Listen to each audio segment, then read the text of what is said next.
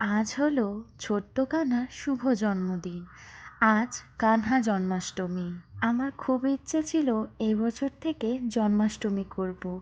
কানহাকে অনেক রকমের ভোগ রান্না করে দেব নিজের হাতে। সেটা তো আর হলো না। সে যাই হোক, হয়তো আমারই দুর্ভাগ্য। পরের বছর আবার দেখা যাবে। ভেবেছিলাম উপোস করব, তাই আজকের দিনে আর ভাত খাবো না, কিন্তু যেহেতু আমি পুজো করতে পারবো না, তাই ভাবলাম একটু নিরামিষ ভাতই রান্না করে নিই। আর আজ শনিবার, পলও বাড়িতে রয়েছে। একেবারে ভাত করে নিলে দুজনেরই খাওয়া হয়ে যাবে। আমি স্নান করে নিয়েছি, তার মধ্যে পল ভাতটা বসিয়ে দিয়েছে আর ভাতের ভিতর কৌটোয় করে মুগ ডালটাও সেদ্ধ করে নিয়েছে। এবারে আলু আর পেঁপেটা কাটা হয়ে গেছে। আজকে বানাবো আলু আর পেঁপে দিয়ে আলু পোস্ত। আর ওদিকে পলেরও স্নান হয়ে গেছে, পল গিয়েছে এখন পুজো দিতে।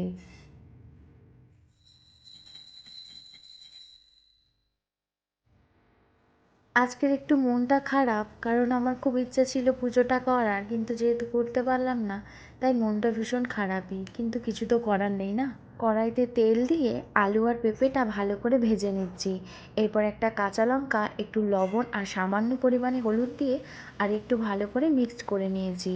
আর যেই পোস্তর বাটাটা করে রেখেছিলাম, পোস্ত, কয়েকটা কাজু বাদাম, দুটো কাঁচা লঙ্কা আর কয়েক টুকরো টমেটো, সেইটা ভালো করে দিয়ে নাড়িয়ে চাড়িয়ে জল দিয়ে দিলাম। এবারে বেশ কিছুক্ষণের জন্য ঢাকনা দিয়ে ফুটতে দেব।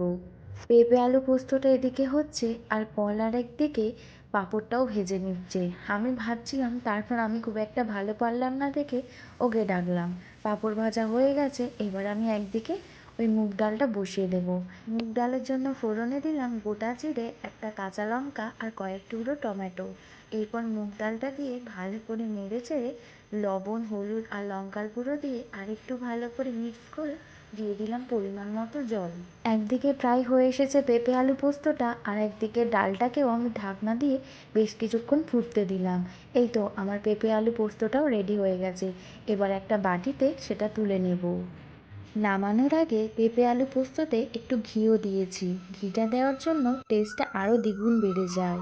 ডালটা এদিকে ফুটে উঠেছে, এবার ডালে অ্যাড করব সামান্য পরিমাণে ঘি আর একটু চিনি দিয়ে ভালো করে নাড়িয়ে চাড়িয়ে নামিয়ে নেব। মুগ ডালে আবার একটু চিনি না দিলে টেস্টটা ঠিকঠাক আসে না।